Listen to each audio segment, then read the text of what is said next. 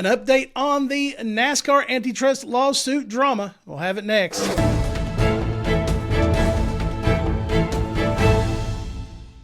Welcome back to the channel. I am Professor Lars, and this is Hitting the Wall Racing.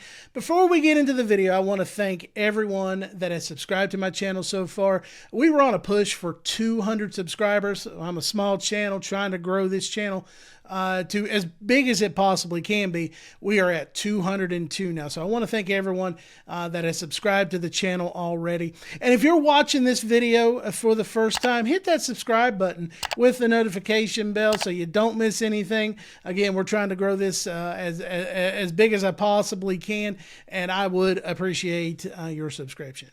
Anyhow, we have new developments in the NASCAR antitrust lawsuit. Bob Pockrass is reporting that NASCAR, as expected, has filed a motion to dismiss the 2311 and FRM, Front Row Motorsports, lawsuit. Plaintiff's complaint reflects nothing more than dissatisfaction with business negotiations that didn't go their way. So I can kind of see that. The reason that we have this lawsuit is because things did not go the way that 2311 and Front Row Motorsports wanted. As a matter of fact, every team except for those two signed the charter. Now, Rick Andrew did come out and say, you know what, I just got tired of fighting them, so I went ahead and signed it so we can go racing. Who knows if that's what they should have done, but here we are with a lawsuit against NASCAR because these teams did not get their way. NASCAR increased the money from the media rights deal. They signed a $7.7 billion rights with NBC, Fox, Amazon, and TNT. So the teams got more money. Maybe not as much as they wanted, but they did get more money out of it.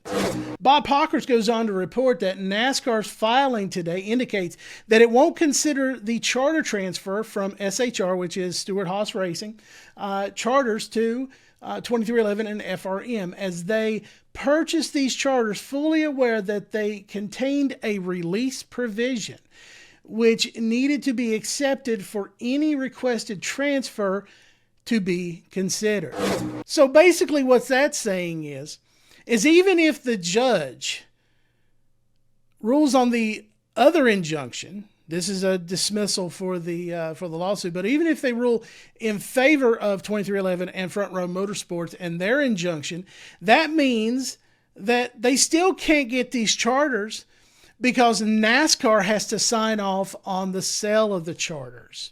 The only way that they could get this is that part of the injunction, the judge makes NASCAR sign over these charters. I honestly thinking at this point that 2311, Denny Hamlin, Michalejordan, and Front Row Motorsports, Bob Jenkins' group, they have bit off way more than they can chew. Obviously, they thought it through, but this is not looking good for 2311 and Front Row Motorsports. I can kind of see the argument that NASCAR lawyers are making in this case, that they increased revenue from the media rights deal. They've purchased these charters, but NASCAR has the right to deny the purchase of the charter. So we're going to have to wait and see, what's going on with that. If they can have the charters, if the injunction goes through and they're made as charters, will the judge tell NASCAR, hey, you have to approve the purchase of these charters? And then another tweet by Bob Pockrass. Plaintiffs concede the charters are worth millions of dollars, and NASCAR increased the revenue available to the teams. If NASCAR truly had market power, it would be decreasing its demand for plaintiff services and lowering the amount by which it compensates them. What basically NASCAR is saying is if they had the power to do so, they would lower the money. They would not increase race winnings. They would not increase the money that you get from the media rights deal. They would be lowering it. is basically what they're saying. And again, dealing with major corporations and, working for major corporations as long as I have, particularly in media, that's right. They would lower your pay if they could. They would lower your budget, which they did many times in my time in the corporate world. They would do that. They would absolutely do that. And I can see that. So again, another point that maybe, 2311 in front row, maybe they bit off more than they can chew. And perhaps this dismissal could go through. There was no decision made on the dismissal motion today. So we're going to have to wait and see. And once they come up with a decision, I'll do a video about it and let you know what's going on. In other news, Kyle Larson was on the Racer channel on YouTube talking about the upcoming season. And he kind of let a little something slip. He started talking about the new format and that perhaps the new format will suit him.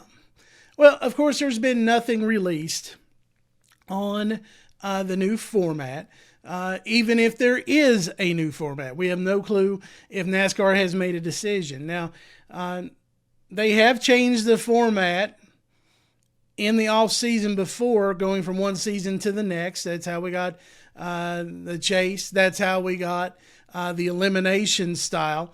So who knows if there is a new format or not, but Kyle Larson kind of seems to think that there is one coming down the line.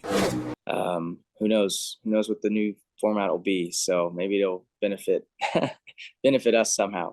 So again, this is a wait and see deal. This is something, it's the off season. There's not a lot to talk about. And, hopefully we find out something here soon on any type of format change, or they may leave it as the playoffs. As you know, a lot of fans are kind of upset with the playoff system, with the elimination system. Personally, I think it's the person who won, as you can see. Yeah, this is the 22 shirt. But I personally think it's the person who won. And it's the person, it's the people that don't like this person that are being the loudest. Imagine telling people back in 2003 that fans today want more consistency instead of wins. Go figure. We kind of seen this with Jimmy Johnson when he won 7 championships. Oh, change the format. He's winning too much. We don't like it. And you know what? I was in on that group too. I really was. I was there at Frankenstein's door with pitchfork and torches and everything else. I wanted it changed too. So I've been on both sides of this debate now, but we'll see what NASCAR comes up with. If you like this video, give it a like. If you like this channel overall, hit the subscribe button with the notification bell so you don't miss anything. And we'll see you in the next video.